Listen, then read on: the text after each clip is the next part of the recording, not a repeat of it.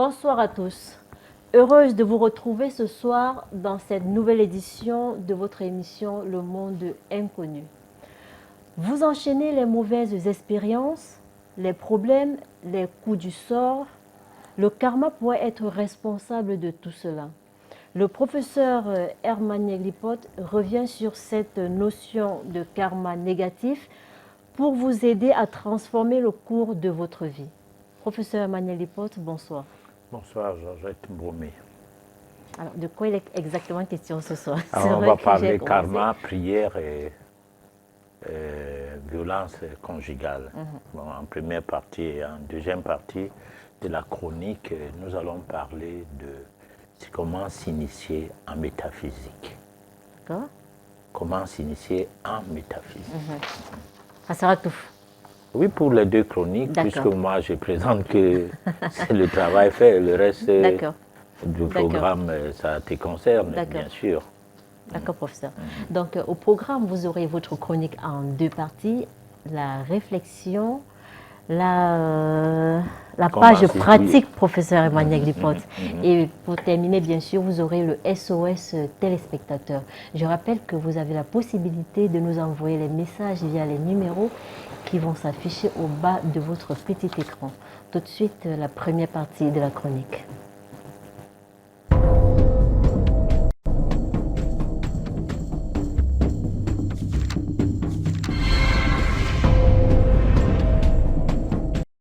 Méditation, la solution à nos problèmes chapitre 51, karma, prière et violence conjugale. Au cours de cette édition, sans prosélytisme, sans un quelconque zèle non plus, abordons strictement un sujet de vie très pathétique, le karma. Question de réaliser en passant ce qui serait essentiel à notre mission existentielle, avec tout ce que cela comporte. Car face à ce que nous appelons ici karma, il y a deux types de réponses, positives et négatives. Tout dépend de nos prises de décision tant du passé plus ou moins lointaines, qu'actuelles, relatives à nos pensées, paroles et actes. En des cas d'actes positifs, le karma se fait essentiellement positif, on dirait une récompense. Alors qu'au contraire, le karma négatif punit inéluctablement tout acte désobligeant, conscient ou inconscient, issu d'une mauvaise décision. Autrement dit, nos pensées, paroles et actes mal diligentés se trouvent dans un registre plus ou moins punissable, car elles créent souffrance, jalousie, grincement de dents, peine de prison, infirmité, échec aux examens, difficulté de voir ses projets réussir, etc. Alors qu'avec le karma positif, on se doit à titre de récompense, la joie, la convivialité, le bonheur, etc. De ce fait, tout ce qui nous arrive au cours de notre existence, très souvent, est la réponse d'un quelconque karma. Tout dépend de la manière dont la nature, sans complaisance, porte son appréciation sur nos prises de décision et voir comment statuer suivant ses lois. À cela, la loi de la compensation ou loi de cause à effet prévaudra. Cette dernière est toujours en phase avec le destin, voire le chemin que notre vie doit emprunter. Le karma négatif dont on en parle tant n'est autre chose que le fait d'une dette liée à nos prises de décision, pensées, paroles et actes, du passé ou du présent. Le fait que nous ne doutons pas de l'existence du destin, cela est déjà une bonne chose. Mais que nous l'acceptions ou pas, nous devons savoir que tout ce qui nous arrive n'est pas le fait du hasard, car jamais le hasard ne peut donner naissance à quoi que ce soit. Parlant du mariage par exemple, nous sommes en plein dans le registre de la loi, de cause à effet. Nous avons toujours dit que l'âme n'a pas de sexe. Elle n'est ni homme, ni femme. Le corps physique qui l'abrite prend la forme qui correspond à la mission qu'elle doit accomplir. S'agissant toujours de mariage, ce qui lie les deux âmes est de leur passé antérieur. Tout dépend du karma. Il peut s'avérer qu'il ait eu dans leurs vies antérieures des choses en commun à régler à titre de récompense ou de dette. La vie antérieure en chacun de nous cache la nature de notre existence de deux manières, celle liée au monde, minéral, végétal et animal, en dehors de nous d'une part, et d'autre part, celle qui nous liait directement à nos semblables. Par exemple, si au cours de notre existence antérieure, tout enfant, et que nos parents élevaient des bêtes, chèvres, boucs, moutons, etc., pour avoir eu à les maltraiter, bastonner l'une d'elles à mort, rien à faire, ce serait une manière d'aider cette bête à incarner homme ou femme un jour à l'autre. Celle-ci nous fera payer de notre acte dans une vengeance inimaginable. Notons que l'évolution spirituelle des êtres du monde du règne animal dépend de facto du comportement que nous avons à leur égard. Si nous les tuons pour manger ou non, ceci leur facilitera de s'incarner en hommes semblables en nous. Si en plus, nous les maltraitons avec des coups à mort par exemple, finalement incarnés comme nous venons de le souligner, attendons-nous à ce que leur vengeance soit rigide contre nous. Toutefois, elle pourra se marier à l'un de nous. Que nous soyons femmes, cette bête incarnée homme, nous battra bel et bien suivant le nombre des coups reçus de nous, au cours de ce passé plus ou moins lointain. Sans rien comprendre, on parlera de violence conjugale. En d'autres termes, le fait de tuer les bêtes pour les manger ou non, est une conséquence karmique qui est à l'origine des guerres. Tant que cette pratique ne se stoppera jamais, la communauté humaine ne cessera pas avec les affrontements en réponse à leur barbarie, de communauté en communauté, jusqu'au niveau des États, voire jusqu'à l'embrasement de notre planète. La guerre n'est autre chose qu'une réponse karmique des incarnés ayant souffert des douleurs du passé, se mettant dans la logique d'une vengeance par rapport à l'extrême de cette souffrance, contre leurs bourreaux d'hier et ou leur descendance. Résultat, le karma est une leçon d'équilibre de vie basée sur la loi de compensation. Le karma négatif par exemple répond à nos décisions négatives. Si nous sommes nés pour subir une quelconque souffrance, plus ou moins, à cause de nous-mêmes, et que nous l'acceptions de tout cœur, au fil du temps, nous allons constater que notre dette karmique est déjà payée. Ce sera une grande surprise de voir notre existence changer le plus naturellement possible. Hormis cela, la prière ne saurait remplacer l'impact d'une telle dette, elle ne la payera non plus à notre place. Pourtant, la méditation peut nous aider à souffrir sans rancœur jusqu'à purger toutes nos peines, et par là, payer totalement notre dette karmique. Ce n'est qu'après avoir surmonté toutes nos épreuves et souffrances karmiques que notre existence connaîtra le bonheur total. Professeur Herman Neglipot, alors en de simples mots, qu'est-ce que le karma? Le karma, c'est le résultat de nos décisions. C'est-à-dire, si nous prenons des mauvaises décisions, ces décisions peuvent retourner contre nous. Si nous prenons des bonnes décisions, ces décisions-là peuvent nous être profitables. Donc, si nous crachons en l'air, ça doit retomber quelque part, mais n'attendons pas que ça retombe sur quelqu'un d'autre. Ça doit retomber sur nous. Parce que c'est nous qui avons craché en l'air. C'est comme ça les lois de la nature.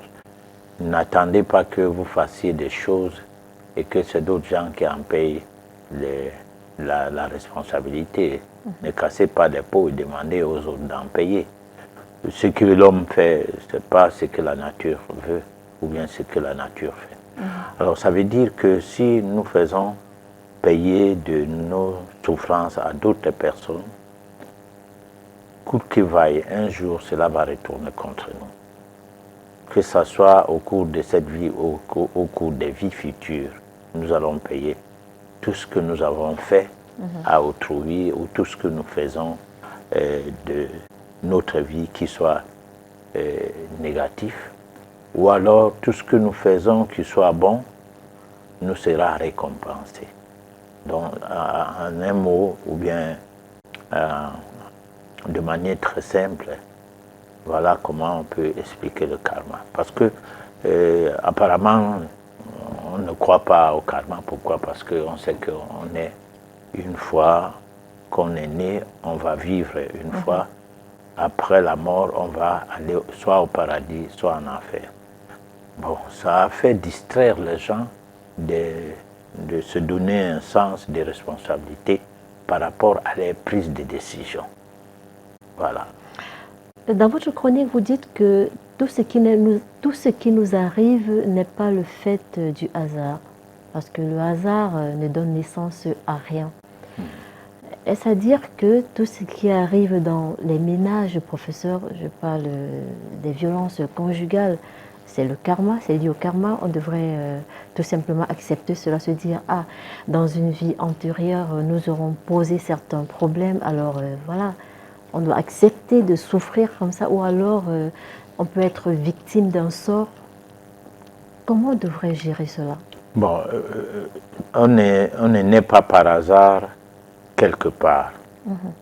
Déjà, si vous êtes né Bassa, Bamléké, Camerounais, Gabonais, Français et tout, ce n'est pas par hasard.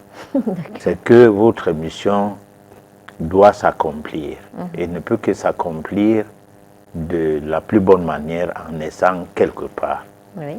Parce que vous ne pouvez pas naître partout à la fois, c'est-à-dire avoir 2, 3 peaux différentes dans le même temps. Même quand on se décape, pour finir, on sait qu'on s'est décapé, qu'une personne s'est décapée. On constate que la personne a détruit son épiderme. Bon, donc, on n'a jamais 2 peaux. Alors, on n'a pas de tribus. Pour ce qui est des gens qui sont dans un environnement du genre un pays, on ne naît pas dans plusieurs régions, je veux dire, à la fois. Parce que le mot tribu, tout ça là, c'est des mots à confusion. Mais les régions, on sait quand même qu'il y en a qui sont nés au nord, il y en a qui sont nés au sud, au centre. Bon, pas la date de naissance ou le lieu de naissance en fait, mais originaire de quelque part par rapport à ses parents ou à ses arrière-grands-parents. D'accord. On peut être peut-être gabonais, mais naître au Cameroun. Mais on est gabonais. Alors, donc, je veux dire que si on est donc gabonais, on ne l'est pas par hasard. Mais sauf que si on est au Cameroun, on n'est plus non plus au Cameroun par hasard. C'est toujours les effets, les faits du karma. Alors, donc, le fait de ne pas chercher à comprendre pourquoi ou qu'est-ce que c'est que le karma, c'est ça qui fait croire qu'on souffre d'une souffrance qui est venue de nulle part. Non, on souffre des souffrances que nous devrons souffrir. Aucune souffrance ne nous vient de nulle part. Que ce soit la sorcellerie, Oui. qui nous côtoie au quotidien par rapport à une famille donnée, où on est né dans une famille où il y a des manigances des sorciers, c'est qu'on mérite. On mérite cela. Ça veut dire quoi? Ça veut dire que ici, la sorcellerie interpelle les personnes qui naissent dans l'entourage de la sorcellerie, Oui. de faire quelque chose pour que pour grandir. Pour grandir. Là, je m'explique. C'est comme on va aller prier, comme pour dire, bon, Dieu a mal fait en créant la sorcellerie. Bon, si on ne disait pas Dieu qui a créé la sorcellerie, c'est le fait du diable pour ceux qui croient au diable, mais c'est Dieu qui a créé le diable. Bon, quelque part, Dieu a créé quelque chose. Il a créé sans doute les forces négatives, les forces positives. Et l'embrasement de ces forces font un monde, comme une journée faite de nuit et du jour. Et là, nous avons une journée, sans quoi on a, si c'est nuit, et 12 heures, nuit encore 12 heures, finalement, on ne va pas comprendre où on se trouve déjà. On va se retrouver quelque part, non sur la terre. Alors donc, la sorcellerie fait partie des choses qui font à ce que quelqu'un grandisse. Et quand elle est dans ton environnement, et que toi, tu te mets à prier, ça ressemble un peu comme l'antilope qui va boire dans un cours d'eau, oubliant que les prédateurs sont là, dont les lions. Alors, au lieu de se cacher ou de chercher vraiment à trouver de l'eau là où il n'y a pas de prédateurs, en se faisant un peu intelligente, se permet d'aller là où il y a des prédateurs et en disant que Dieu est là, Dieu est au contrôle. Sa vie est entre les mains de Dieu parce qu'il ne peut pas mourir de sorte non plus. Alors, maintenant, si le lion se met à l'assaut du restaurant qu'il est, l'antilope est le restaurant du lion qu'il va bien s'installer pour bien manger. Alors, lui, il est là en train de crier « Dieu, sauve-moi, pardon », en train de courir et en train de prier Dieu tout le long de la course. Et sa course, finalement, le lion, Dieu va demander à l'antilope « Mais attends, tu veux que le lion meure de faim? Tu es sa nourriture. » Alors, de même, la sorcellerie, par moment, c'est les proies sont les personnes qui se laissent emporter par des vibrations, des mécanismes et la manigance des sorciers.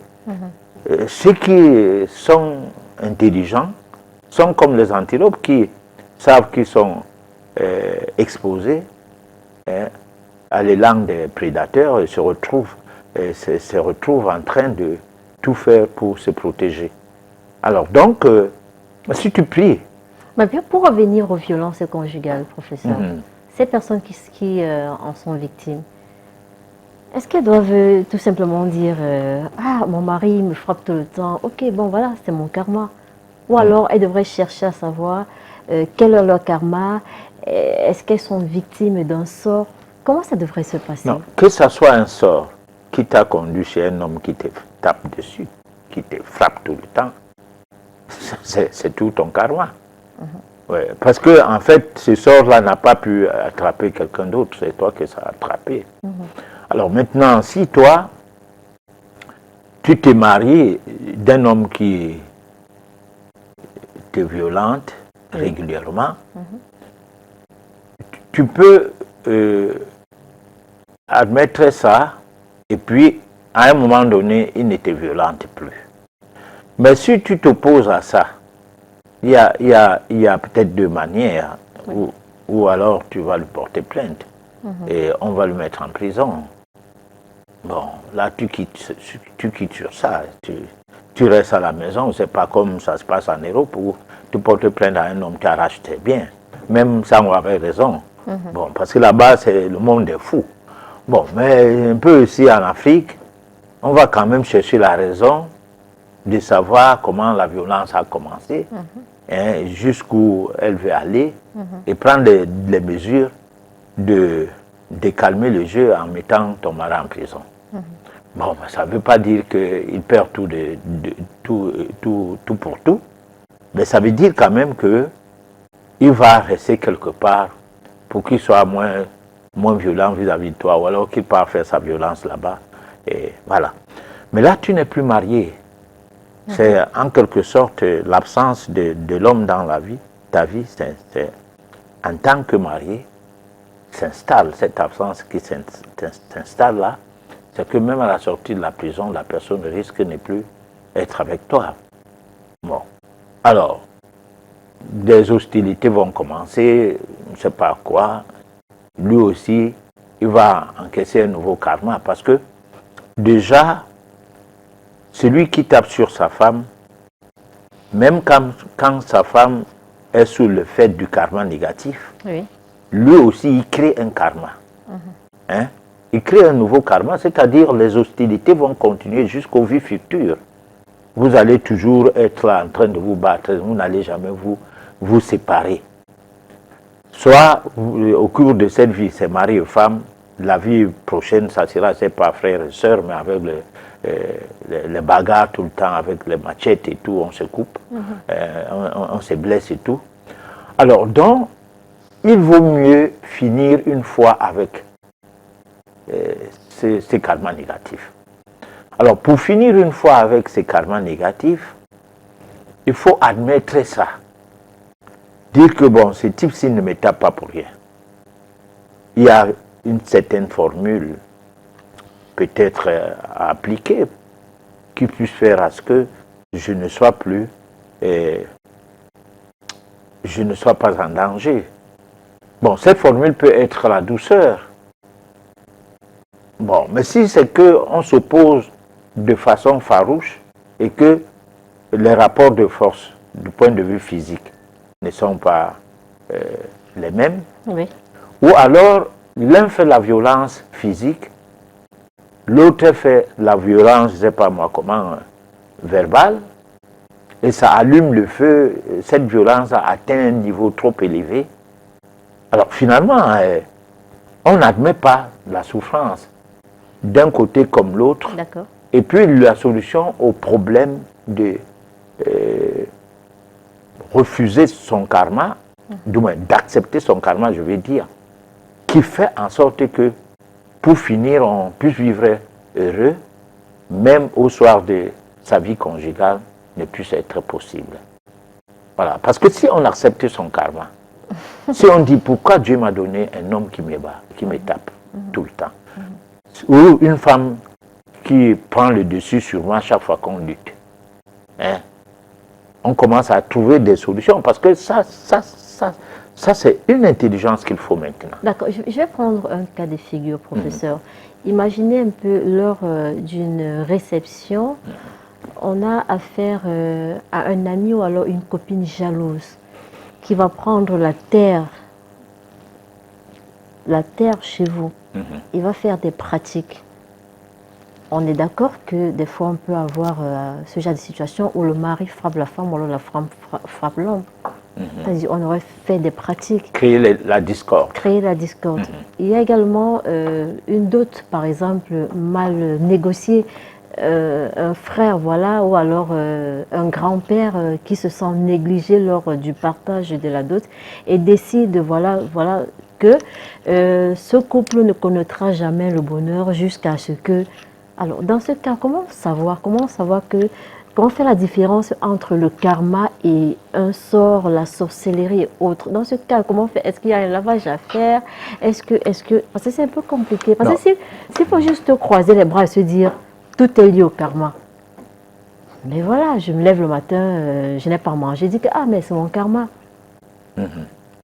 Bon, alors je dis et je répète, je reviens sur mes propos. J'ai dit, il n'y a pas de fumée sans feu. Pourquoi naître dans une famille où, lors de la dot, celui qui ne t'a même pas donné le bic, ni le crayon de ta vie, tu n'as jamais eu son bonbon. Mais c'est un certain tonton comme ça là, que tu sais seulement que c'est le frère de ton père ou bien le cousin à ton père. Ou à la mère. Il colle, ou la tante, ou qui, il colle sur toi au point où tu te poses la question que m'attends.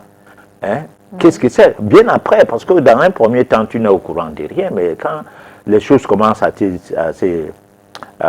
se développer, à prendre de l'ampleur, je veux dire, et que les bruits tout autour de la situation vont dans le sens où on te rappelle que tu ne peux pas faire de bébé à cause d'eux. Ou alors que ton mari se met tout le temps à te violenter à cause d'eux.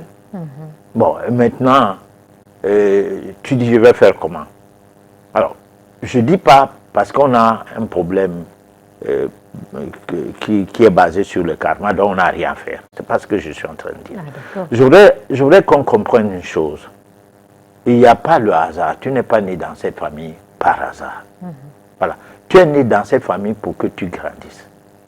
Alors, tu dois grandir d'abord, c'est qu'on te porte. On te lave. On te met les couches. Avant, il n'y en avait pas, aujourd'hui, il y en a. On te met les couches, on t'habille.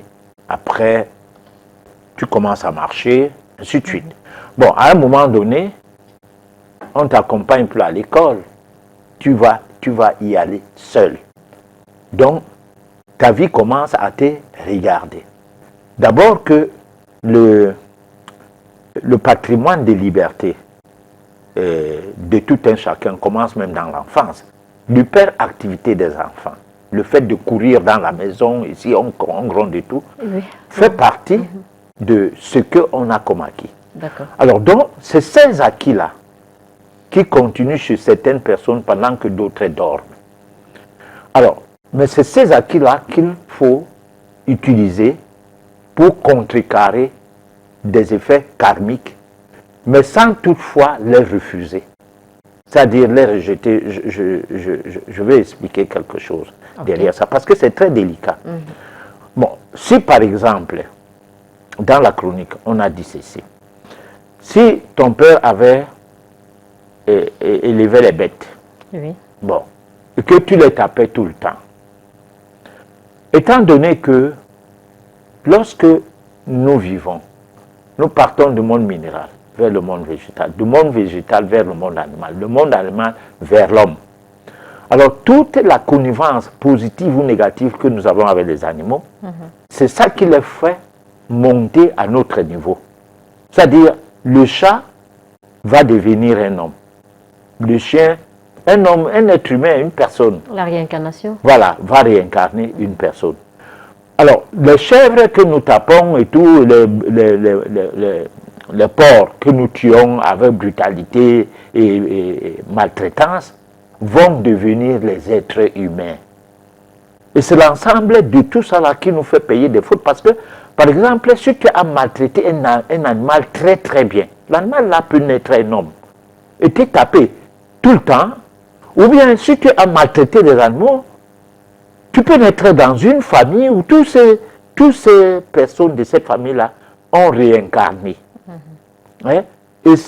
Parce qu'il faut que les gens fassent attention par rapport à leur vie. Il ne faut pas que les gens croient qu'on est né et puis on va prier, on va vivre, manger, boire n'importe quoi, on boit n'importe quoi, on mange n'importe quoi. Après, on va prier et puis on va aller au paradis. Non! On n'a pas le droit de déplacer les bornes. Ce n'est pas seulement les bornes des terrains, par rapport au terrain des gens et tout. Mais une pierre qui est à même le sol, qui ne t'a rien fait, et que tu n'as rien à faire avec. Mais il faut laisser ça là où tu l'as trouvé et passer ton chemin. Bon, parce qu'il n'y a rien qui soit quelque part pour rien. Hein? Oui. Bon, donc, maintenant, si il faut faire quelque chose, la première chose, c'est d'avoir un comportement décent. D'accord. C'est-à-dire, le sorcier n'attaque pas celui qui ne mange pas n'importe quoi, n'importe comment. Le sorcier ne boit pas n'importe qui, n'importe qui ne boit pas n'importe comment. D'abord, il y a des tests qui ont été faits sur les soulards. Pendant qu'une personne saoule, le sorcier ne peut rien lui faire. Comment ça? Mais parce que son esprit n'est pas là. Lorsque tu saoules, ton être intérieur se déplace. Tu restes là comme quelque chose comme ça. Est-ce que vous encouragez? Bon, j'explique. J'explique, je n'encourage rien. Le but, c'est que les gens comprennent. Bon, si tu saoules, le sorcier ne peut rien faire. D'accord. D'accord. Mais tu as des entités qui vont, à partir de la fumée qui sort de ton corps, parce que tu transpires dans la nuit et tout, vont venir s'abreuver de ça, comme un parfum qui les attire. Et là, tu quittes du côté du sorcier, tu te retrouves du côté des entités. C'est là où on peut trouver les incubes ou les succubes. Voilà, donc j'essaie d'expliquer des phénomènes de manière assez profonde pour que les gens ne se disent pas que je dois faire ceci ou cela. Parce que si par exemple tu peux avoir un initié, oui, il va te faire un lavage différent d'un praticien.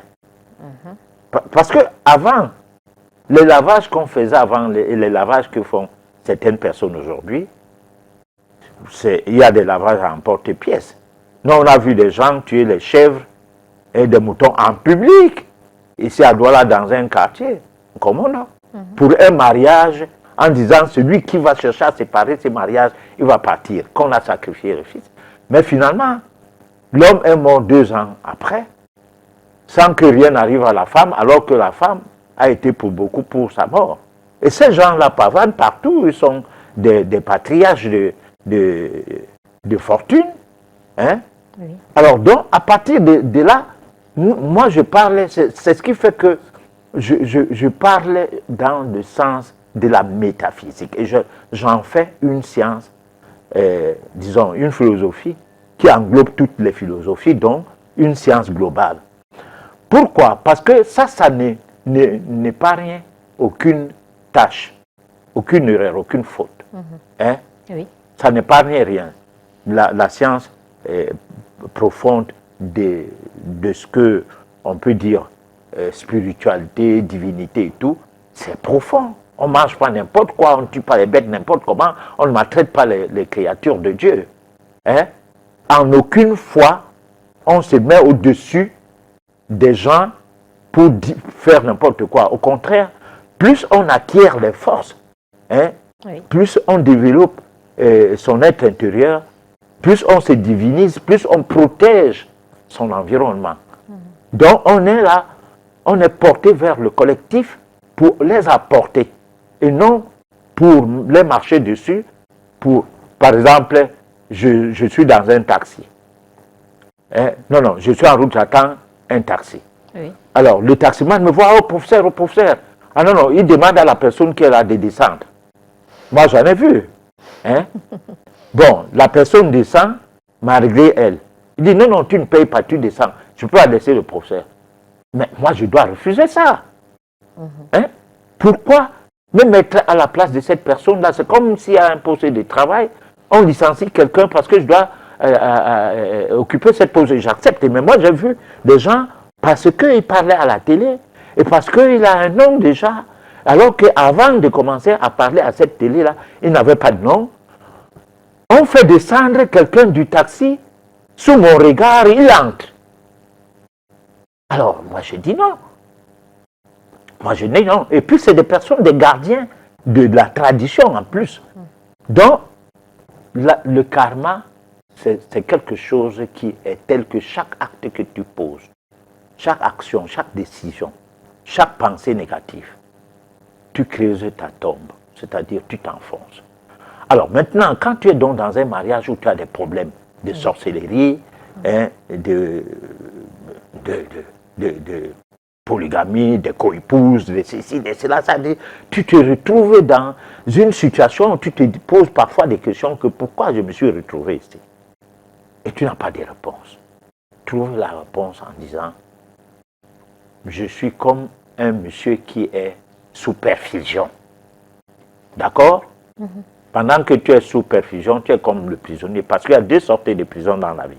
La prison à l'hôpital où tu ne quittes pas. Mais tu n'as fait faute à personne. Et la prison elle-même où on t'a condamné. Alors, maintenant, à l'hôpital, tu dois te poser la question de savoir que je suis à l'hôpital, pourquoi? Est-ce que je me comporte bien vis-à-vis de mon corps? Est-ce que... C'est-à-dire, tu te poses des questions, comment tu es devenu? Qu'est-ce qui a fait que tu deviennes malade? Bon, à partir de là, tu acceptes que on te soigne de la plus belle manière, c'est-à-dire refuser les produits qui sont les produits qui calment les douleurs. Parce que tu cherches le raccourci, oubliant que tu ne te retrouves pas à cet endroit pour rien. Parce que quand on te met des antalgiques, des sédatifs ou des anti-inflammatoires dans le corps, c'est parce que tu refuses la douleur.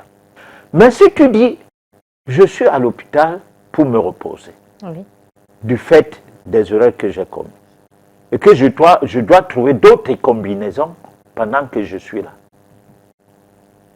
en acceptant ma douleur, tu vas déjouer le jeu de la médecine officielle et faire avec d'autres méthodes. Et là, les médecins, parfois, sont étonnés. Complètement. Comment une personne qui a un cancer, on attendait que la personne décède, son état commence à s'améliorer petit à petit. Parce que les choses qu'on interdit, que tu caches et que tu prends par derrière, ont aidé. Et pourtant, n'ont pas aidé à ce que la souffrance s'arrête vite.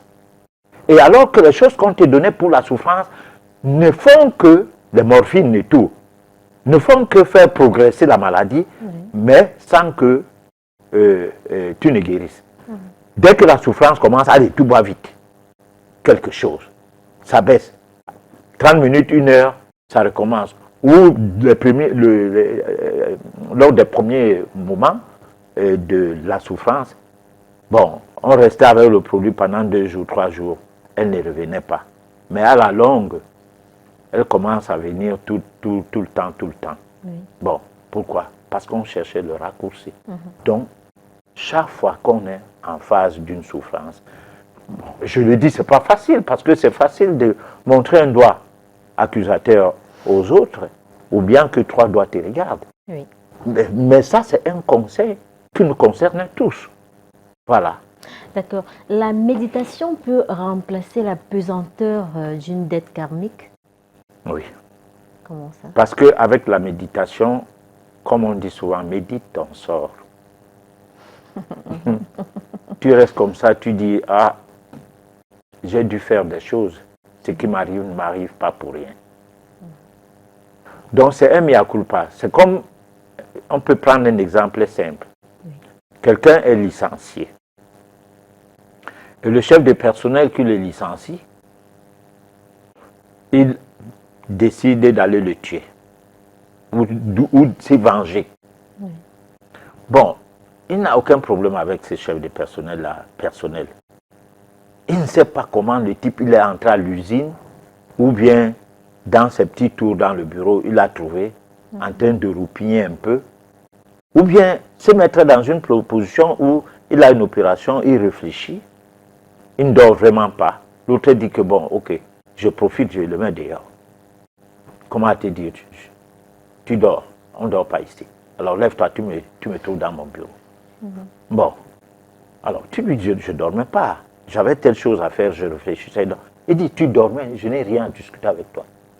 Il te donne une lettre de licenciement après qu'il t'ait accablé avec blâme, avertissement, mise à pied. La carotte est cuite et puis tu te poses la question, qu'est-ce que je dois faire? Je dois éliminer ces types-ci ou je dois lui faire quelque chose. Alors là, tu es en train de t'enfoncer. Tu ne vas pas trouver de travail rapidement. Mais si tu dis, il y a des jours où j'étais en retard, on m'a payé. Oui. Hein, on m'a payé le mois, tous les salaires. Il y a des moments où je mentais que je suis malade alors que je faisais mes choses. On me payait. Alors, tout cet argent que j'ai volé là, le moment est arrivé que je souffre. Hein, parce que j'ai passé tout mon temps à jouer avec le travail. Hein, et maintenant, je dois souffrir. Bon, tu restes dans ton coin, tu n'as pas à manger, ta femme part, tes enfants commencent à te mépriser et tout.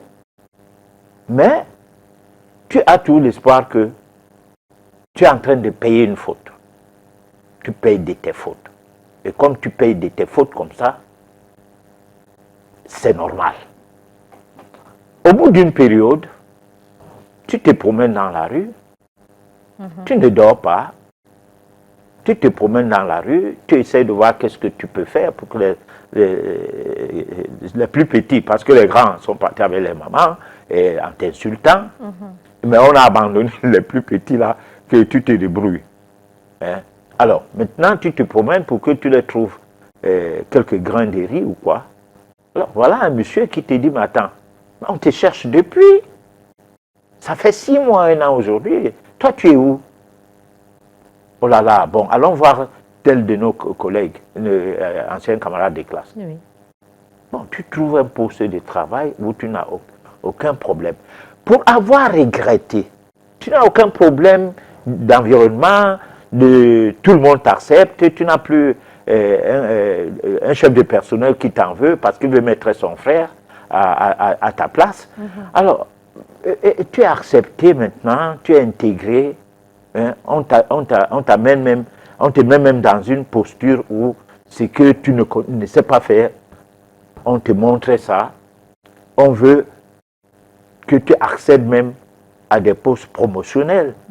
Alors à un moment donné, ton salaire grimpe très rapidement, on te donne un logement, on te donne une voiture.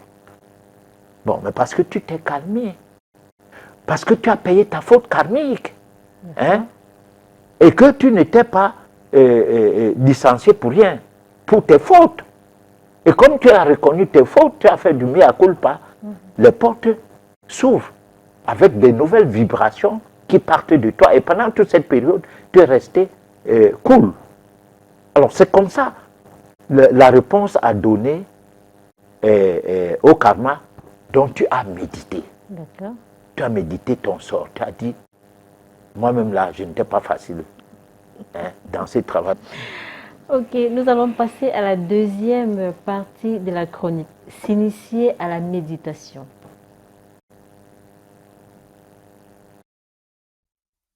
S'initier à la méditation. La méditation se prépare. Elle ne s'improvise pas comme dans le cas de la prière. Pour nous, la tâche est non point la moindre. Il s'agit de vous apporter un peu d'ordre et de clarté dans les amasses des innombrables productions tant sur le plan matériel que spirituel, qui vous sont proposés de lustre et qui de nos jours vous agressent plus l'esprit. Il ne sert à rien de rejeter la science occulte, à refuser d'insister particulièrement sur l'étude qui concernait la constitution occulte de l'homme, s'attardant sur le rapport avec la cause créatrice et la nature. Cette étude sera le couronnement et même la synthèse d'une grande énigme qui se traduit par la présence de la vie dans l'existence de tout un chacun. Cette tâche se dénote en des prescriptions majeures de bonnes mœurs qui résultent de l'univers. Celles-ci doivent servir de bonne conduite pour le bien-être, la santé. Mais pour qu'elles puissent en être pratiques pour l'homme, ces prescriptions sont plus importantes du côté de la sphère médicale, la pathogénétique, la donne clinique et la thérapeutique. Elles doivent faire un assaut renouvelé pour que cesse l'ignorance chez les scientistes professionnels de mensonges, de la science sans conscience bien ancrée en médecine conventionnelle par exemple, et aussi chez des charlatans de l'occultisme, etc., afin que ces derniers cessent de faire croire que leurs actions sont humanitaires. Revenons un peu en arrière pour repréciser que la méditation est différente de la prière. Elle fait l'objet d'une initiation alors que la prière est une autre chose. Bien qu'elle soit parfois basée sur des récits à mémoriser, tant chez les catholiques que chez les musulmans, la prière n'est qu'une simple demande, une sorte de supplication égoïste parce qu'elle est penchée dans une attente. La satisfaction des désirs personnels de la personne qui prie.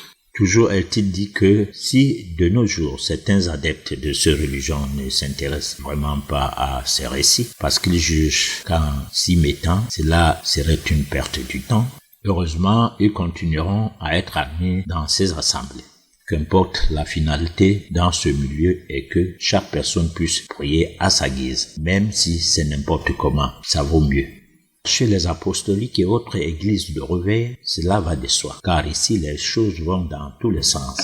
Alors que s'il faut parler de la méditation, cela se veut sérieux. C'est pour cela qu'on constate souvent que tous ceux qui prétendent la pratiquer n'en sont toujours pas à la hauteur.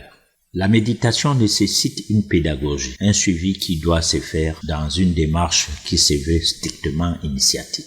Elle exige impérativement une sérieuse préparation de soi. Il est sans ignorer qu'il y a des peuples qui méditent depuis la nuit des temps. La méditation est juste une tasse de café pour eux, car dès la naissance, on est dans la pratique des disciplines du genre yoga et autres. Pourtant, de telles pratiques étouffent facilement tous ceux qui n'en ont pas été héritiers. Résultat, il y a un début pour chaque chose. Si pour vous, c'est le moment de commencer à pratiquer la méditation, mettez-vous-en sans lâche.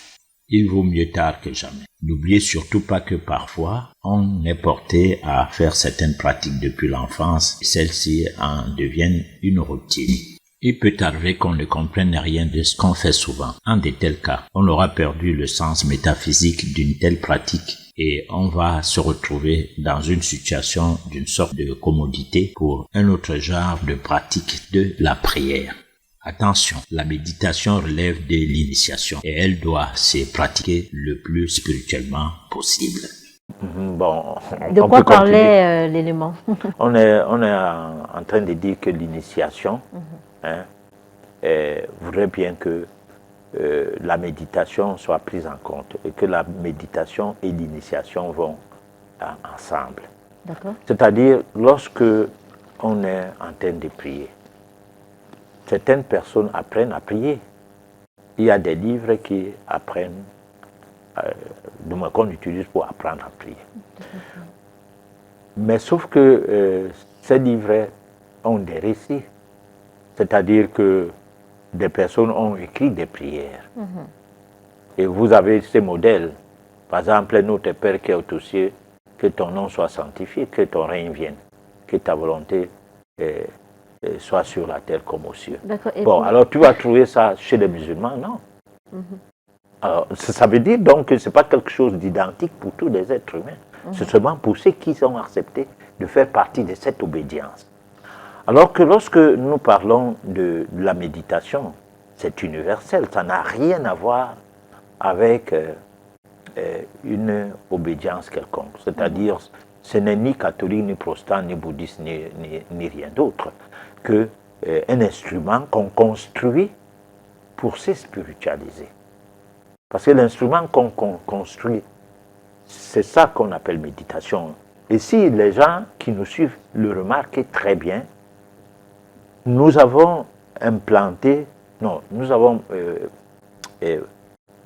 du moins énoncé en thème central, on a proposé en thème central, je vais bien dire ceci, on a proposé notre thème central de la série des chapitres d'édition en édition est porté sur méditation, solution à nos problèmes. Oui.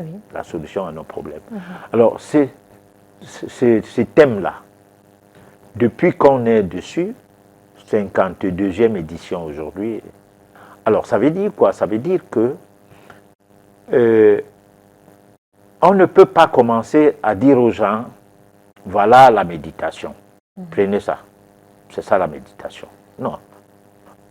Qu'est-ce que la méditation a à faire avec le karma? Voilà, on doit aborder cette approche. Est-ce que le karma existe? Oui. La méditation, déjà, c'est quoi? On ne sait même pas déjà qu'est-ce que c'est que le karma. Comment on va parler de la méditation? On ne sait pas qu'est-ce que c'est que le karma. Comment on va parler de la prière? C'est ça le problème. Hein? Il faut d'abord chercher à savoir les choses qui sont en rapport direct avec ta vie. Oui. Hein? Ce qui est en rapport direct avec ta vie, c'est les décisions que tu prends et qui te reviennent contre ou qui te reviennent pour. Parce que qu'est-ce qu'un enfant, ne fût-ce que le fils d'un président de la République, qui a tout à sa portée, a fait de bien, a dépassé tous les enfants qui sont nés le même jour, à la même heure, que lui, dans le même hôpital, pour mériter le moyen matériel d'aisance illimitée. D'accord. Hein? Qu'est-ce qu'il fait de plus que les autres? Si ce n'est que le karma. Sinon, c'est que Dieu est injuste. Comment, à côté de ton lit, naît un enfant qui a tout, du moins, dans une même maternité, parce que lui sera au standing, d'accord. Mais il y a des risques que tout le monde ait le même plateau, oui. Hein, pour l'accouchement. Hein. Vous tous, vous venez vous accoucher, après maintenant, vous allez, on va vous répartir selon vos moyens dans des chambres particulières. Mais à la base, vous êtes d'abord dans le même hôpital. Bon. Et pourquoi l'un a plus que l'autre? Alors, donc, ce n'est pas une injustice de Dieu. Parce que ce n'est même pas une injustice. Parce qu'on récolte ce qu'on a sémé. Oui. Hein? Des vies antérieures, on aurait dû faire des réserves qu'on est en train de recevoir aujourd'hui dès la naissance. Voilà. Professeur, vous parlez de la méditation. Pour vous, ça a l'air tellement simple. Vous comparez cela à de la prière. On dit souvent que là où 2 ou 3 personnes sont réunies, voilà. Maintenant, est-ce que pour prier, pour méditer, il faut que plusieurs personnes soient réunies? Alors là, quand plusieurs personnes se réunissent pour faire la méditation, on appelle ça la chaîne magique. Et là, nous sommes dans la magie positive, parce que là, on ne parlait pas des magiciens, mais on parlait des magistes. Magistes. G-I-S-T-E, magiste. M-A-G-I-S-T-E. Alors là, on est dans une chaîne magique. Sauf que les chaînes magiques sont comme la bouche. La bouche doit avoir toutes les dents saines. Si elle a une dent pourrie, tant pis. Hein? Ça va sentir. Donc, les chaînes magiques, souvent, ne doivent pas dépasser 12 personnes. C'est pourquoi on parlait des 12 apôtres de Jésus. D'accord. Voilà. Alors, les 12 apôtres, chacun des apôtres avait ses disciples. Alors, la même chose quand on fait une chaîne magique en métaphysique, dans un milieu, dans un environnement où on fait des séances de veille spirituelle, on fait 3 personnes, on étudie leur affinité, on étudie on fait l'étude de vie métaphysique de ces 3 personnes, parce qu'aujourd'hui, c'est très facile à faire par rapport à avant. Alors, on les combine à travailler.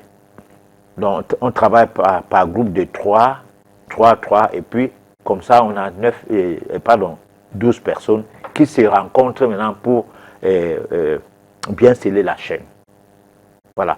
Mais ça ne se fait pas que toute la ville joue. Et les sorciers ou n'importe qui viennent, d'autres qui ont saoulé et tout, parce que c'est dimanche. On ouvre grandement les portes, parce qu'après, il faudra la tontine, le dernier de culte. Non. On a un but à atteindre, on a un objectif à atteindre, c'est d'élever les âmes. Oui. Et ce but ne doit pas être mis de côté. Donc quand un groupe commence, il peut commencer avec des gens sans en tenir compte. Mais à un moment donné, on doit tenir compte de ça. Voilà. C'est comme un casting. Ah, d'accord. Ça va, professeur? Oui, c'est comme un casting. On ne peut pas faire un film qui soit sérieux sans qu'on ait des acteurs qui correspondent à leur rôle. Pourquoi à l'église, les acteurs ne correspondent pas à leur rôle? Pourquoi dans le groupe initiatique, les gens ne correspondent pas à leur rôle? D'abord, ils ont même quel rôle? Il n'y a pas de casting à faire? Zéro casting. Ah. C'est la mêlée. Et là, il y a plus de sorciers que les gens sérieux, parce que les sorciers se cachent toujours derrière l'histoire que je suis un homme spirituel et tout, et finit les gens au quartier avec la sorcellerie. D'accord. Donc, si vous avez un groupe de 12 méditants, c'est sûr, vous avez fait le scanner, professeur. On doit les scanner. Ça commence, on ne scanne pas. Bon. Et après, on commence à dire tel et tel, vous travaillez tel jour. On les donne les dossiers à gérer. Ainsi de suite. Et on voit comment ça évolue. Pour former un vrai groupe. D'accord. Bon, mais à un moment donné, tout le monde a besoin d'argent. Même les ordres initiatiques là ont échoué. Hein? Oui. Tout ce qu'on dit, franc-maçonnerie et tout ça là, ont échoué parce que tout a basculé vers le matériel. C'est-à-dire, tout a basculé au matériel. La matérialisation de la spiritualité ne permet pas à ce que l'être intérieur puisse se développer. D'accord. On va prendre la réflexion et on vous revient juste après pour la suite de l'émission.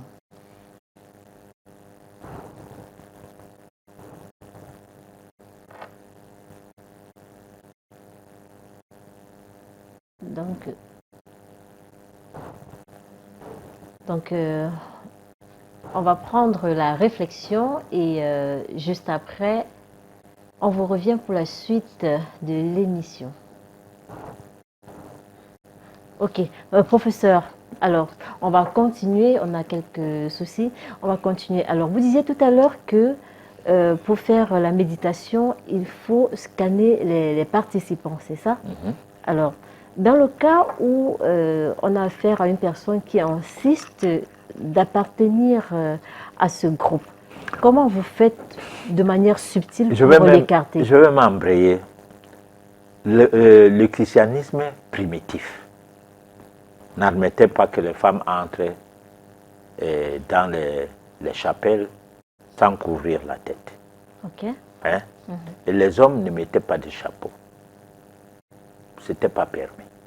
Donc il y avait en fait un certain nombre de choses qu'on ne faisait pas pour accéder au seuil même de la porte. Il y avait un gardien de seuil qui contrôlait si tu as bu de l'alcool, si tu as fumé de la cigarette et tout. Bon, alors, avec la dépravation de l'Europe qui colonisait tous les continents, et particulièrement le continent africain, oui, on se retrouvait dans une histoire où il y a plus, c'est plus dangereux d'être chrétien que possible. Parce que, prenons par exemple, nous sommes, il y a eu la fête de Ramadan hier. oui. Ça continue aujourd'hui. Personne n'a fait l'accident. Personne n'est tombé sous au quartier. On n'a pas cassé les bouteilles de bière et tout, partout dans la rue. Bon. Mais quelle est cette spiritualité qu'on vit souvent pendant la période de Noël? Hein? Où le jour de la fête, il y a des morts. C'est quel genre de sacrifice que la colonisation est venue faire en Afrique avec ces mouvements-là? Donc il y a des choses qui font mal. Parce que par moment, il faut décrier ça. Donc, la méditation devrait, du moins, l'initiation, les milieux comme l'église et tout, les chapelles devraient être des milieux initiatiques. Qu'au-delà de la morale qu'on apprend à travers la Bible, mais on apprend aussi à bien garder son corps et à faire attention. Mais quand les Occidentaux bagarrent pour que l'Asie soit démocratique, parce que la démocratie veut dire faire n'importe quoi, soit dépravé. Oui. Hein? C'est ça la démocratie. Ça veut dire laisser les gens boire, saouler, tomber dans les caniveaux, laisser les gens dans la dépravation comme ils veulent et tout, c'est leur droit. Ne pas les guider pour qu'ils prennent acte, qui sont des créatures qui sont appelées à s'élever. Et non des bêtes, des sommes, hein, des personnes qui sont moins que les bêtes, parce que les bêtes sont arrangées. Un animal sait ce qu'il doit manger, hein, une bête sait ce qu'elle doit manger et ce qu'elle ne doit pas manger. Mais l'homme ne sait pas ce qu'il doit manger et ce qu'il ne doit pas manger. Il ne sait pas ce qu'il doit boire et ce qu'il ne doit pas boire. Alors c'est terrible, nous on boit de l'huile. Tu ne peux pas mettre de l'huile dans un seau ou bien dans une assiette. Tu vois un animal venir mettre, venir boire ça. Mais c'est terrible, maintenant on boit l'huile, on prend ça à la cuillère et on boit. Donc à un moment donné, je me pose la question, dans quelle dimension l'école, l'église et tout nous est mise? Dans quelle dimension? Parce que je ne sais pas à quoi ça sert de dire je suis diplômé, je suis intellectuel et tout, et puis dans ton quotidien, on ne voit rien qui soit utile pour ta vie. Hein? Non, ce qui est utile pour toi, on ne voit pas. Mais tu es là pour parler des diplômes, donc tu as les papiers, c'est les papiers qui sont utiles pour ta vie. Et dans tout ça là, tu es théologien, tu es diplômé en théologie et tout, mais on ne voit rien qui fait différence entre ce que tu étais avant et ce que tu es aujourd'hui après avoir eu ce diplôme par rapport à la spiritualité. Alors donc il y a un problème. Hein? Il y a un problème. Il faut que les gens comprennent que on les regarde. On n'est plus au moment où, quand on parlait le latin, c'était la langue de Dieu. Parce que nous, quand on était petits à l'église, c'était comme si Dieu n'entendait pas les autres langues. Bon, mais on a commencé à prier, à apprendre à prier au noir, comme quoi on disait que Dieu permette à ce que les prêtres soient de même couleur de peau que nous et qu'ils soient les serviteurs de Dieu.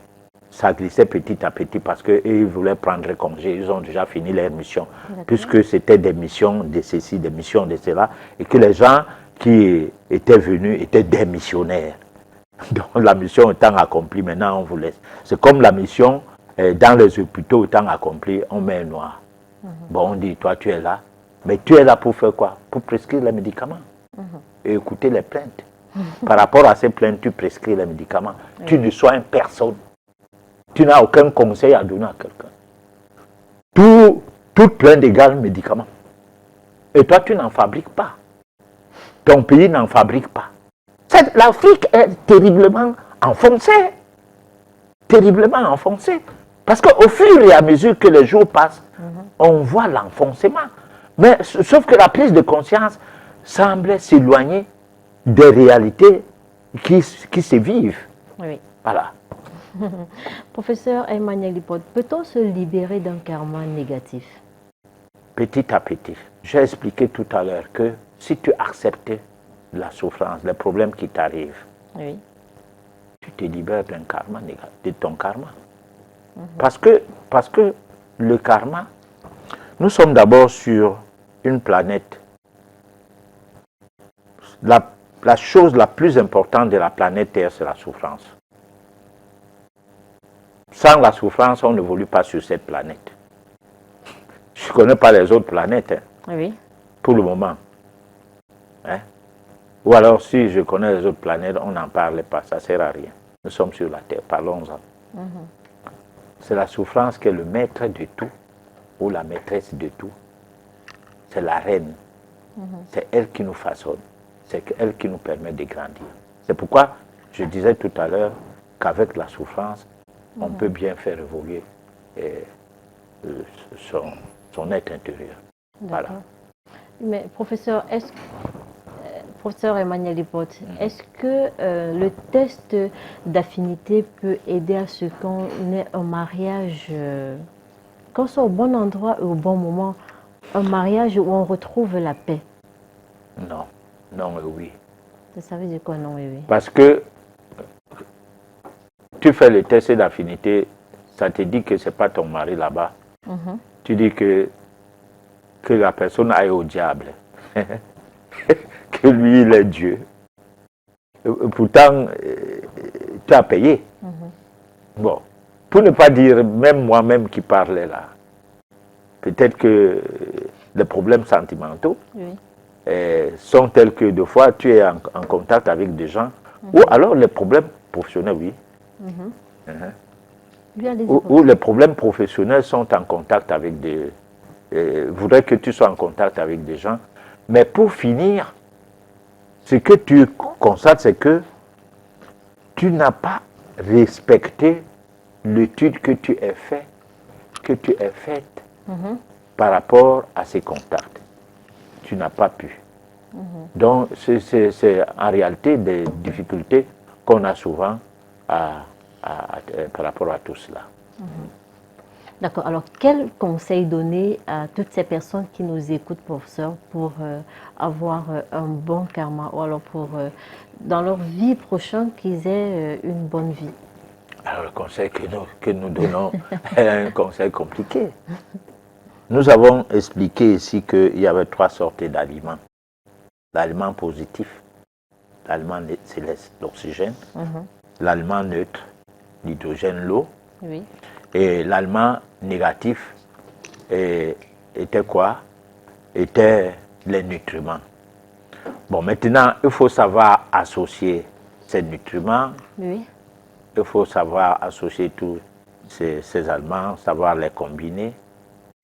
Bon, pour avoir la possibilité de créer un nouvel environnement. Parce que si on te dit qu'il faut passer par semaine au moins 2 à 3 jours sans rien manger, c'est pénible. Mais ça fait partie de ce qui purifie, qui te purifie et qui fait apaiser ton karma. Bon, s'il faut que les choses que tu mangeais avant, ce que tu buvais, tu n'en boives plus. Bon, ça te purifie parce qu'en fait, tu te fais mal. Tu te fais mal parce que ce n'est pas facile d'accepter de rester sans rien boire de ce que tu buvais avant. Hein? Les sucreries, de l'eau et tout. Alors tout cela. Voilà. Donc moi, je me dis qu'il y a un problème. Le problème, c'est lequel? C'est que chacun se prenne en charge. Chacun se décide que qu'est-ce que je dois faire pour permettre à ce que mon karma, le karma ne pèse pas sur moi. Ce n'est pas une histoire de fétiche, non. Ce n'est pas une histoire de fétiche. C'est une histoire personnelle. C'est quelqu'un qui doit se positionner comme guide de soi-même, en prenant appui sur des personnes aussi qui vivent conséquemment. Voilà. D'accord. Donc, nous allons passer à la réflexion.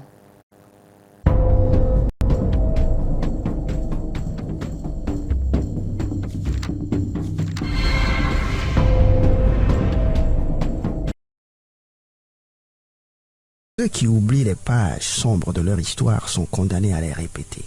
De quoi est-il question aujourd'hui? Aujourd'hui, nous allons parler de l'intérêt national. S'il y en a qui ne voient pas le rapport, patientez un peu, vous le verrez tout à l'heure. Mais avant tout, Faisons le répertoire des forces en présence. Par ordre croissant d'importance ou de pouvoir létal, et retenez bien le mot pouvoir létal ici, nous avons le bas peuple, la basse armée, la bourgeoisie civile, la bourgeoisie militaire, le président, les nations, les forces et les institutions coloniales. Voici, dans toute relation, il ne faut jamais perdre de vue le rapport de force. C'est le facteur le plus important. En fait, à chaque fois que vous avez du mal à comprendre les comportements des gens dans une quelconque relation, employez-vous à élucider les rapports de force. Qui est plus fort que qui dépend de qui a peur de qui, et tout devient clair. L'homme ne fait rien d'illogique. C'est un être merveilleusement rationnel. Quel est donc le rapport de force ici? Eh bien, encore une fois, vous le connaissez déjà. Le bas peuple est soumis à la basse armée. La basse armée est soumise à la bourgeoisie civile. La bourgeoisie civile est soumise à la bourgeoisie militaire. La bourgeoisie militaire soumise au président et le président soumis aux forces coloniales. Dans des pays comme les nôtres, où le code pénal ou la constitution ne servent pratiquement à rien, les groupes faibles n'ont aucune voie de recours légale pour se défendre contre l'oppression des groupes forts. Les colons peuvent écraser nos présidents en toute impunité. Nos présidents peuvent écraser tous ceux qui sont en dessous d'eux en toute impunité, et ainsi de suite. Au bas de cette chaîne alimentaire se trouve un bas peuple qui n'espère même plus en un bonheur ici-bas. Maintenant que nous avons étalé les forces en présence et les rapports entre ces forces, nous pouvons à présent explorer ce grand concept qu'est l'intérêt national. Notez bien ceci, l'intérêt national n'existe pas. C'est une abstraction, c'est impalpable, immatériel, virtuel, c'est très difficile à cerner, ok? Ce qui est plus facile à identifier pour chacun de nous, c'est l'intérêt individuel. Et il n'y a aucune honte à l'admettre, les hommes sont avant tout motivés par l'intérêt individuel. Adam Smith, un éminent économiste, l'explique bien.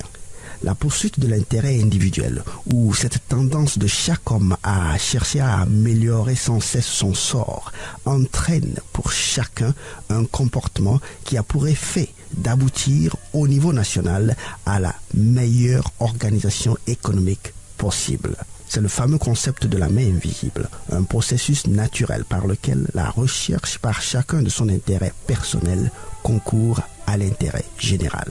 Exemple, au village, vous balayez votre cour et vos alentours.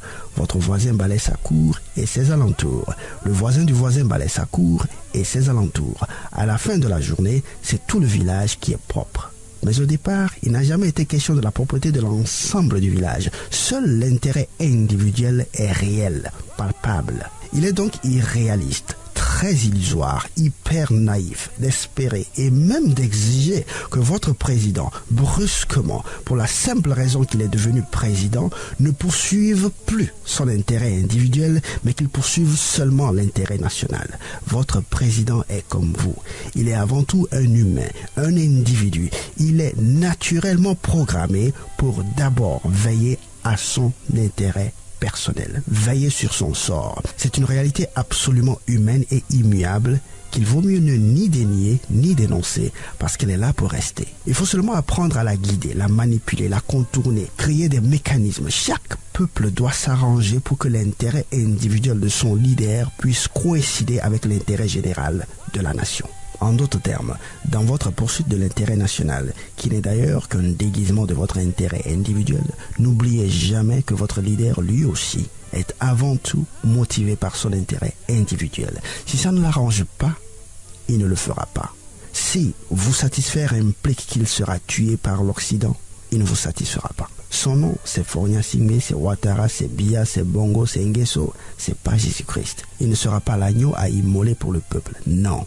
Il a aussi droit à vivre. Vous venez de suivre la réflexion et l'évocation que nous n'allons pas commenter. Tout de suite, la page pratique.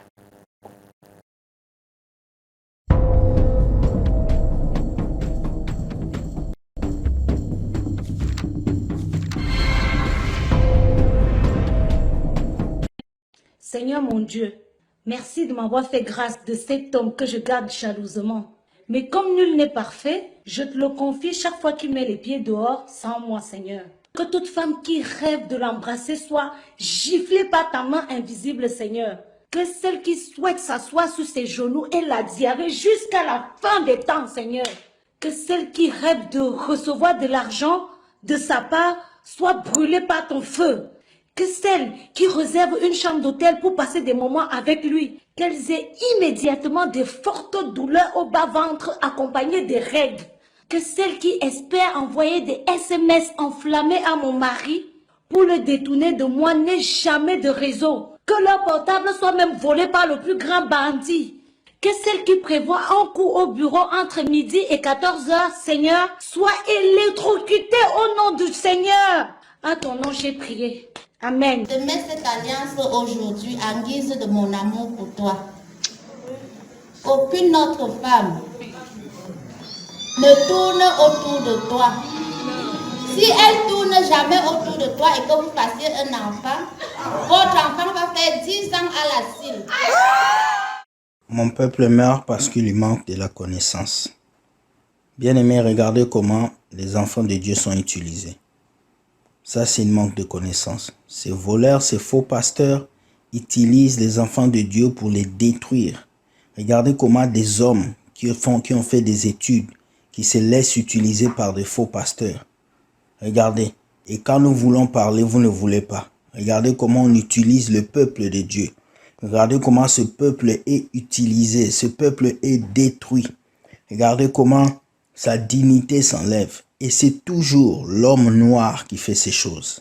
C'est toujours le peuple noir. Tu ne verras jamais des blancs venir faire ce genre de choses. Est-ce que l'Africain est maudit? Est-ce que le peuple de Dieu a un problème? Est-ce qu'il y a un souci dans nos têtes? Qu'est-ce qu'on a fait à Dieu et qu'aujourd'hui ces faux pasteurs peuvent dire des conneries et tous ces gens-là sont en train de suivre? Vraiment, ça fait rire, hein? Ça fait rire, mais c'est une réalité. Sortons de ces choses. Sortez de ces églises. Sortez de là, fouillez. Ces personnes ne sont pas écoutées. Ces personnes ne sont pas à suivre. Même s'ils sont sur YouTube, sur les réseaux sociaux, ils vous demandent des PayPal, des boîtes, des dîmes. C'est des voleurs. Ils sont là pour vous abrutir, pour vous détruire, pour vous salir. Regardez des femmes et des hommes, comment ils sont en train de se faire abrutir. Quand les autres nations vont regarder ça, quand les autres races, communautés vont regarder ça, qu'est-ce qu'ils diront? Que l'homme noir ne se respecte pas. Prenons nos vies en main. Nous continuons à le dire. Prenez vos vies en main. Levez-vous. Jésus est déjà en vous. Il a tout accompli. Bonne soirée et bye. Professeur Herman Lipote, pourquoi avoir choisi cet élément? Bon, alors, l'élément là, vous voyez des femmes, tu es marié, tu as besoin de l'homme pour toi seul. Mais tu ne peux pas lui mettre la corde au cou, l'attacher chez toi. Bon, et puis certaines personnes oublient que le premier régime matrimonial dans la vie, c'est la polygamie. Le premier régime matrimonial. Le régime matrimonial monogamique est né avec l'avènement de la colonisation et tout.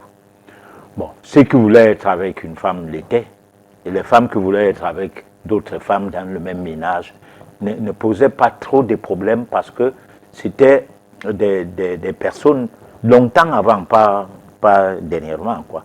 C'était des personnes qui fondaient plutôt un groupe solidaire pour faire évoluer, disons, le foyer ou bien pour faire évoluer cette petite famille. Donc les gens, parfois, une jeune fille se retrouvait en mariage chez un monsieur qui a le même âge que son père. Alors, à cette époque, il n'y avait pas de problème, mais on est venu dire des choses, on a mis les choses dans la tête, et l'Église a aidé. On prie. Et on prie comme ça, on ne prie donc pas dans le bon côté. Donc on refuse son karma. Hein? Prier du bon côté veut dire que tu pries que ton mariage et tout soit prospère. D'accord. On laisse les histoires de femmes et hommes qui peuvent se greffer tout autour avec la malédiction qu'on profère à des personnes qui peuvent être en contact avec son époux. Bon, sans oublier que soi-même, à un moment donné, tu peux glisser. Tu peux te mettre à faire des choses, oubliant qu'au départ, tu te positionnais comme trop saine et trop jalouse et tout. Bon, donc, il y a ça. Et à la fin de cet élément, c'est toujours à l'église, on lave les gens. Une fois, on a montré comment on lavait les pieds, le pasteur lavait les pieds sur les têtes des gens. Maintenant, là, tu viens avec tes liquides, on te verse ça sur toi. Et puis là-dedans, tu vas trouver toute catégorie de gens. Pourquoi? Parce que les gens refusent la souffrance. Et refuser donc la souffrance parce qu'ils refusent des karmas.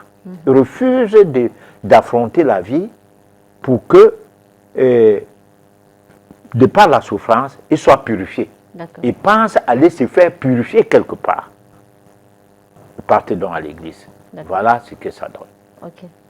Chers téléspectateurs, cette émission, c'est vous qui la faites. Vous avez la possibilité de nous envoyer les messages via les numéros qui s'affichent au bas de votre écran. Alors, tout de suite, le SOS téléspectateur.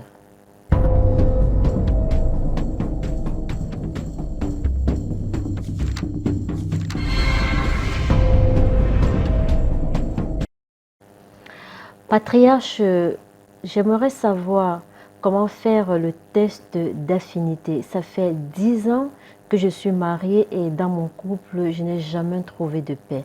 Je m'appelle John.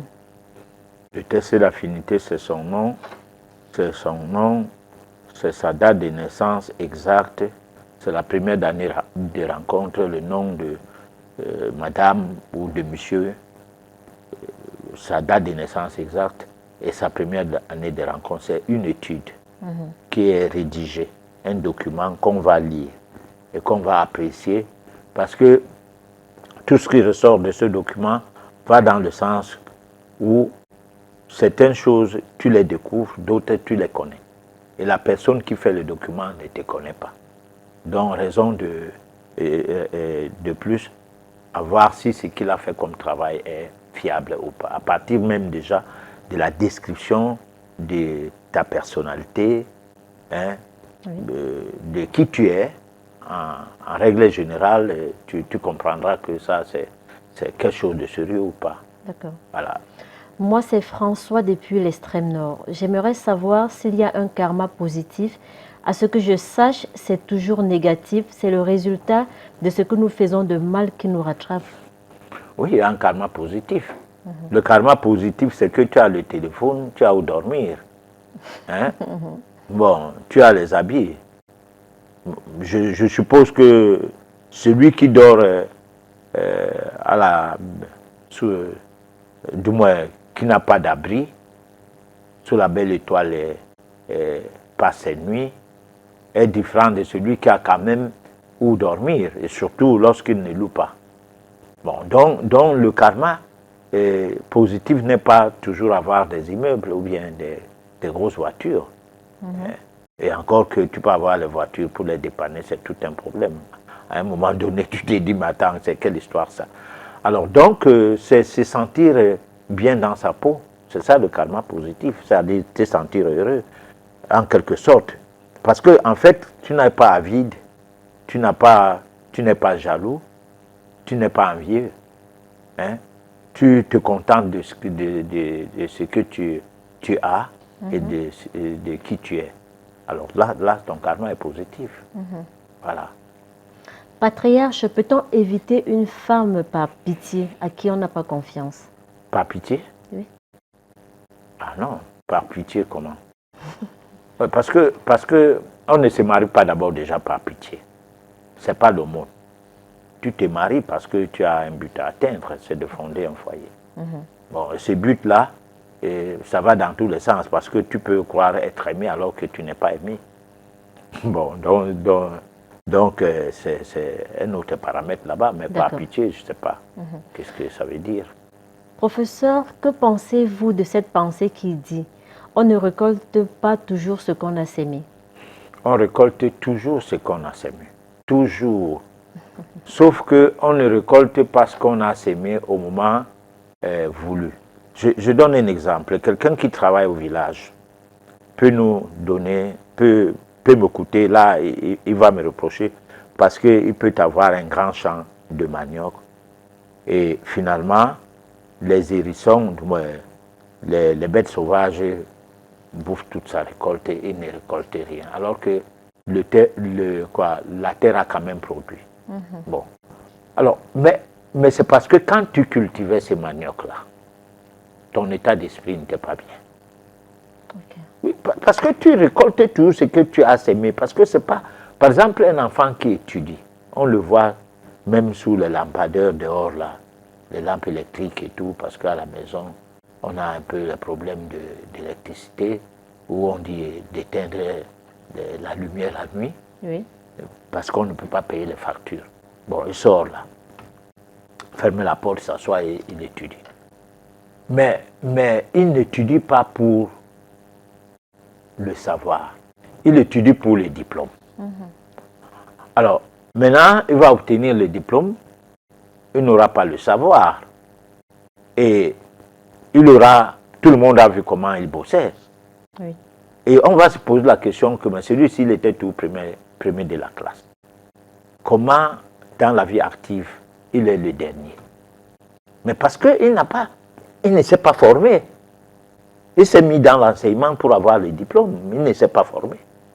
Alors, c'est comme ça que tu vas trouver un médecin qui, pour opérer quelqu'un, il utilise un livre. Parce que les méandres du corps humain, les parties du corps humain à toucher, à ne pas toucher, lui, il n'a pas été attentif, puisque ce qui l'intéressait, c'est d'avoir son diplôme de médecin. Alors, donc, on ne peut pas dire qu'il n'a pas récolté ce qu'il a sémé. Au contraire, il récolte ce qu'il a sémé. D'accord. Donc, on ne sait pas jusqu'où on sème mal. Et on croit avoir bien sémé. Voilà. Patriarche, chez nous ici à l'ouest Cameroun, nous avons l'habitude de faire des sacrifices de bêtes dans le but d'abolir des malédictions. Selon vous, ces pratiques sont-elles mauvaises? Cyril depuis Bafoussam. Alors, je ne peux pas dire que quelque chose qui s'est fait depuis les ancêtres, Oui. qu'on soit né dedans, dont on a les stigmates vibratoires jusqu'à son ADN, sont à balancer d'un revers de la main. Non, je ne peux pas dire ça. Je dis, du point de vue métaphysique, il faut savoir à quel moment sacrifier une bête. Et à quel moment il ne faut pas les sacrifier. C'est un problème de vie ou de mort, oui, on sacrifie. Mais c'est un problème de complaisance. Hein?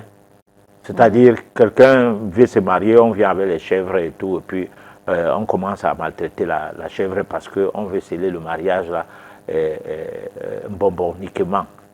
Hein? C'est-à-dire traditionnellement. Oui. Après moins d'un an, rien n'en sort. Alors, bon, moi je trouve que c'est des sacrifices pour rien. Bon, mais si par exemple, une personne prend son karma, dépose sur la chèvre meurt, cette chèvre va naître une personne.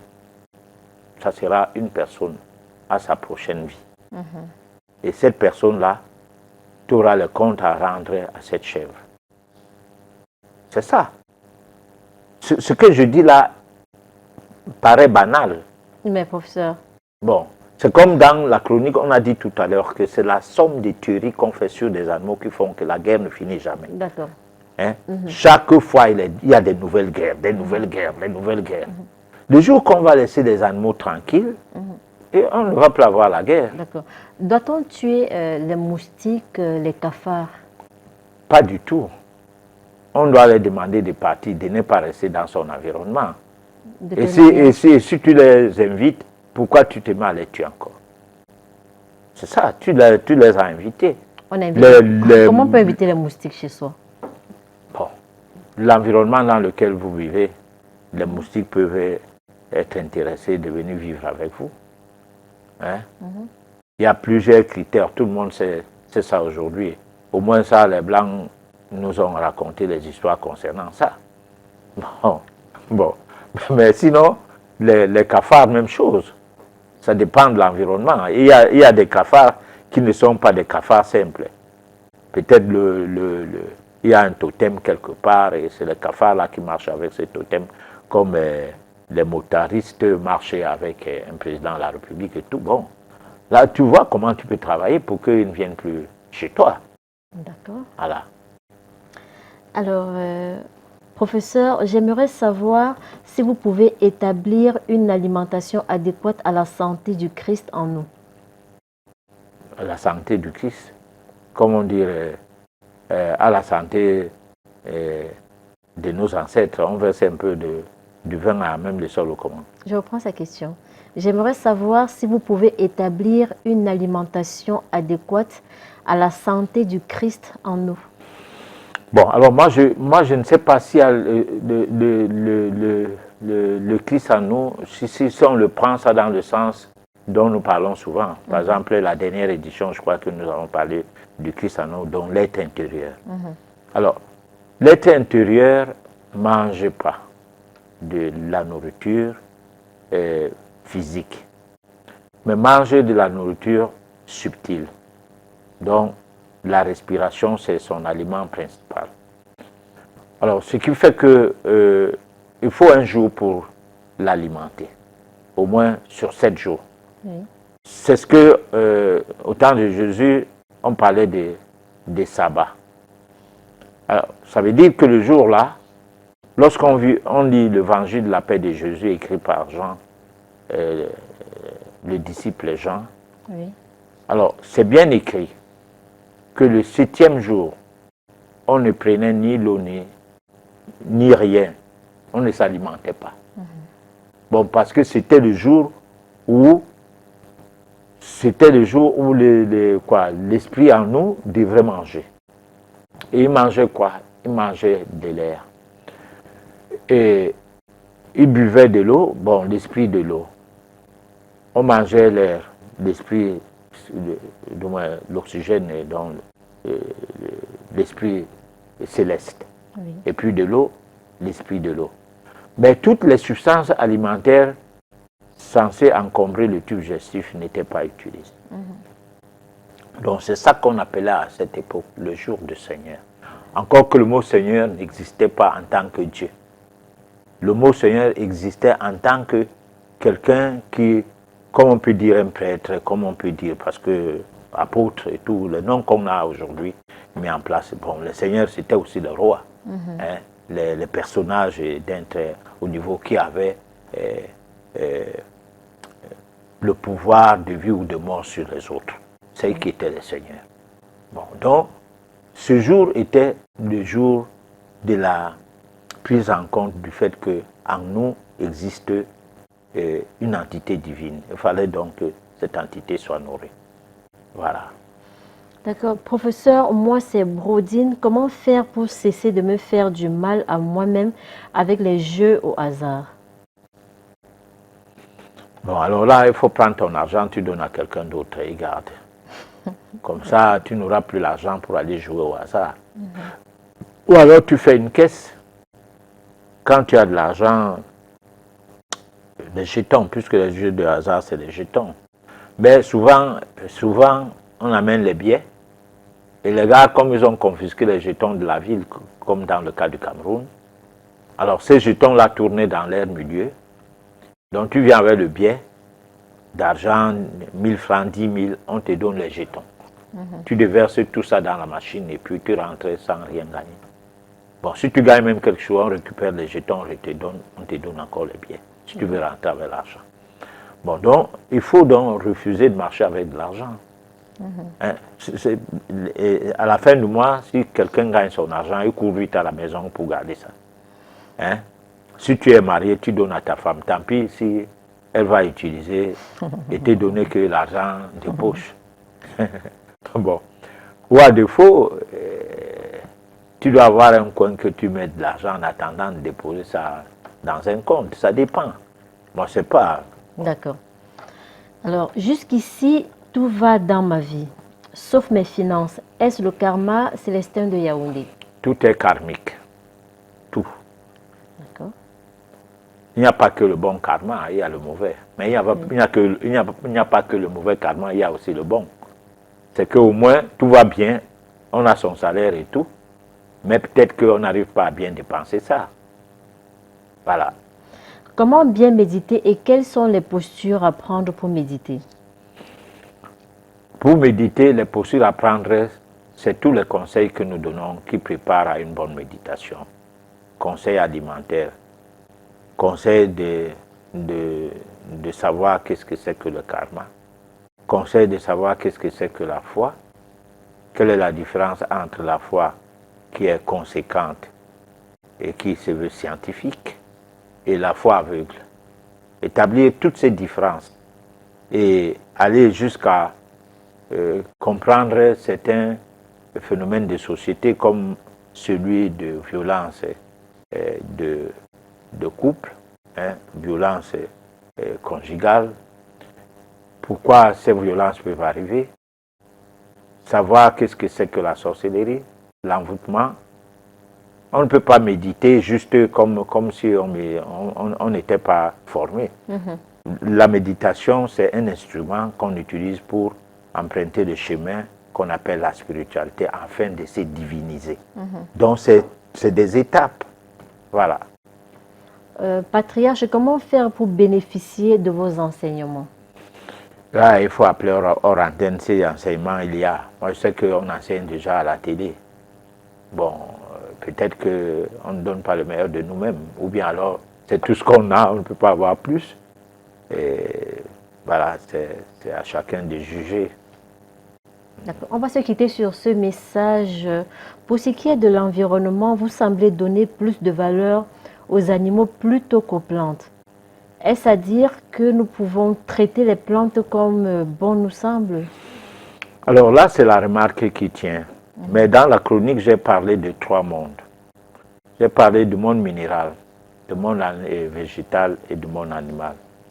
Et j'ai remarqué que les gens méprisent ou maltraitent trop les animaux.